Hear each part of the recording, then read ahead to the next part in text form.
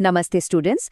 आज का टॉपिक है फ्लटर आइसोलेट्स का इस्तेमाल करके जैंक को फिक्स करना। आप रेडी हो? फोकस मोड ऑन है ना? मोबाइल साइड में रख दिया, स्क्रीन पे पूरा ध्यान है।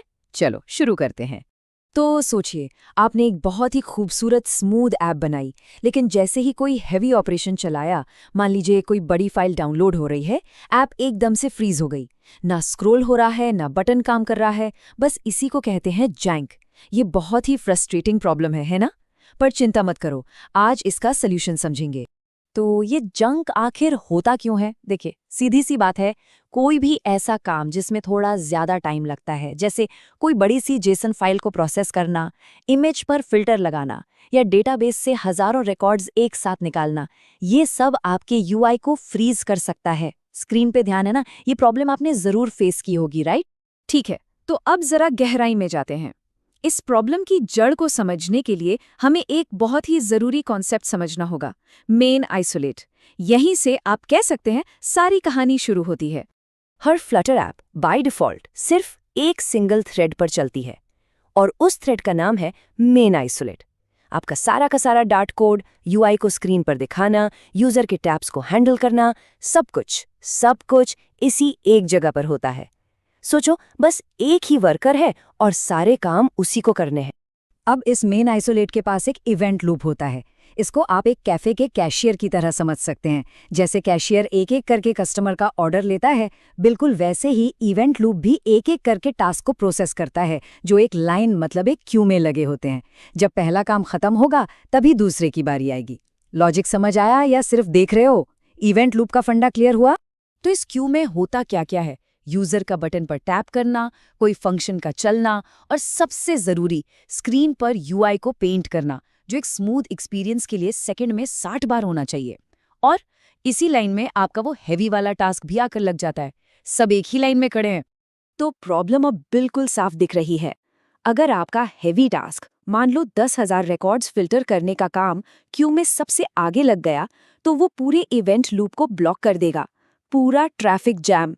और जब तक वो काम खत्म नहीं होता, यूआई पेंटिंग वाले टास्क बेचारे पीछे इंतजार करते रहेंगे, और नतीजा यूआई फ्रीज, मतलब जैंक। तो अब समझ आया कि मेन आइसोलेट ब्लॉक क्यों होता है? तो प्रॉब्लम तो समझ आ गई, लेकिन हर प्रॉब्लम का एक सोल्यूशन होता है, और यहाँ हमारी कहानी का हीरो है डार्ट आइसोलेट्स। यही है जो हमारी ऐप को जर्क से बचाने वाला है। तो ये आइसोलेट आखिर है क्या? आप इसे एक इंडिपेंडेंट वर्कर समझिए। उसके पास अपनी खुद की मेमोरी है और अपना खुद का इवेंट लूप है। ये मेन आइसोलेट के साथ कोई मेमोरी शेयर नहीं करता, बिल्कुल अलग थलग। अगर बात करनी भी हो तो वो सिर्फ मैसेज भेजकर होती है, कोई डायरेक्ट दखलंदाजी नहीं। ठीक है, समझ आ रहा है? ये स्लाइड आपको पूरा फर्क साफ साफ दिखा रही है। देखिए, पहले क्या था? एक ही वर्कर था जो सारे काम कर रहा था। हैवी काम आया, यूआई का काम रुक गया। अब नए मॉडल में मेन आइसोलेट सिर्फ यूआई का काम संभालता है, और भारी काम के लिए वो एक हेल्पर आइसोलेट को काम सौंप देता है। वापस कैफे वाले एग्जाम्पल पर चलें। कैशियर यानी मेन आइसोलेट ने कॉफी बनाने का बड़ा ऑर्डर लिया और उसे बरिस्ता यानी हेल्पर आइसोलेट को दे दिया। अब कैशियर दूसरे कस्टमर्स को हैंडल करने के लिए फ्री है। तो अब देखिए, मेन आइसोलेट बिल्कुल आजाद हो गया। वो यूआई को स्मूथ रखने पे फोकस कर सकता है, फ्रेम्स पेंट कर सकता है, यूजर के टैब्स हैंडल कर सकता है, और बैकग्राउंड में हेल्पर आइसोलेट अपना भारी काम निपटा रहा है। यूजर को पता भी नहीं चलेगा और ऐप एकदम मक्खन जैसी चलती रहेगी। आप एक्टिव हो ना? माइंड अधली है। थियरी बहुत हो गई, अब देखते हैं प्रैक्टिकली इसको कोड में कैसे करते हैं। ध्यान से देखना, मैं स्टेप बाय स्टेप कर रहा हूँ। फ्लटर की जो ऑफिशियल डॉक्यूमेंटेशन है वो कहती है कि सबसे आसान तरीका है isolate.run मेथड का इस्तेमाल करना। ये आपके लिए एक नया आइसोलेट बनाता है, उसमें आपका काम करता है, रिजल्ट वापस देता है और फिर आइसोलेट को बंद भी कर देता है। सिंपल और एकदम इफेक्टिव।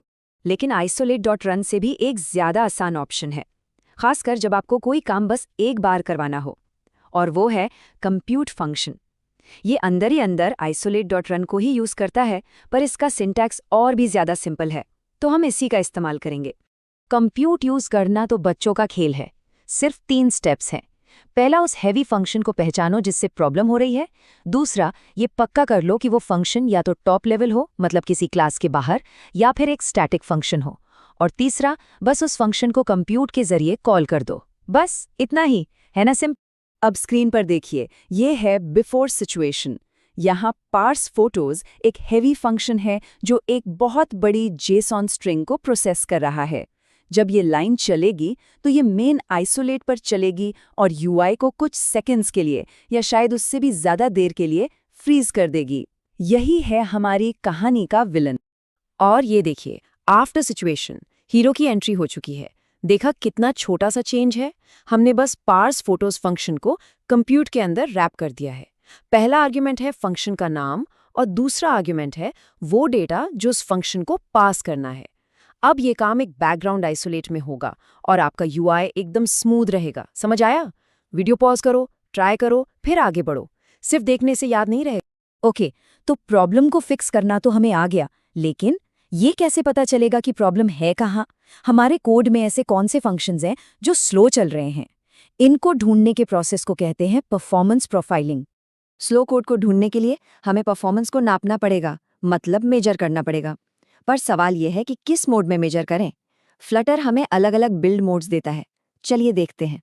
ये 3 मेन मोड्स हैं, डीबग, प्रोफाइल और रिलीज। डीबग मोड डेवलपमेंट के लिए है, जिसमें हॉट रीलोड जैसी चीजें होती हैं, पर ये ऑप्टिमाइज नहीं होता। रिलीज मोड ऐप को पब्लिश करने के लिए है, जिसमें मैक्सिमम ऑप्टिमाइजेशन होती है। और बीच में है प्रोफाइल मोड। ये खास तौर पर परफॉर्मेंस एनालिसिस के लिए ही बनाया गया है। तो सबसे जरूरी बात क्या है? हमेशा परफॉर्मेंस प्रोफाइल मोड में चेक करनी है, डीबग मोड में नहीं। ध्यान से सुन रहे हो ना? और एक और बहुत जरूरी बात, ये लाइन सीधे फ्लटर डॉक्स से है। प्रोफाइल मोड एम्यूलेटर या सिम्युलेटर पर नहीं चलता, क्योंकि उनकी परफॉर्मेंस एक असली डिवाइस जैसी नहीं होती। इसलिए प्रोफाइलिंग हमेशा एक फिजिकल डिवाइस पर ही करनी चाहिए। अब एक सीरियस सवाल, अगर इंटरव्यू में पूछा गया कि जैंक क्यों होता है और उसे कैसे फिक्स और फाइंड करते हैं, तो बता पाओगे? जरा सोच। ठीक है, मान लिया प्रोफाइल मोड में रन करना है, फिजिकल डिवाइस पे करना है, लेकिन कैसे? आखिर वो स्लो कोड, वो बॉटलनेक ढूंढने कैसे? इस सवाल का जवाब हम अगले सेशन में देखेंगे। हम सीखेंगे कि डार्ट डेव टूल्स का इस्तेमाल करके इन बॉटलनेक्स का शिकार कैसे करते हैं। तो आना जरूर। तो आज हमने क्या सीखा? चलो एक क्विक समरी करते हैं। जंक तब होता है जब हैवी टास्क हमारे अकेले मेन आइसोलेट को ब्लॉक कर देते हैं। डार्ट आइसोलेट्स बैकग्राउंड में काम करने वाले हेल्पर वर्कर्स हैं। कंप्यूट फंक्शन इन आइसोलेट्स को इस्तेमाल करने का एक बहुत ही आसान तरीका है और परफॉर्मेंस हमेशा प्रोफाइल मोड में ही मेजर करनी चाहिए। समझ आया? क्लियर है? अब आपका काम है प्रैक्टिस करना। All the best, keep learning. हमारे चैनल को सब्सक्राइब कीजिए और वीडियो को अपने दोस्तों के साथ शेयर जरूर कीजिए। कमेंट सेक्शन में अपना डाउट या नेक्स्ट टॉपिक लिखना मत भूलिएगा।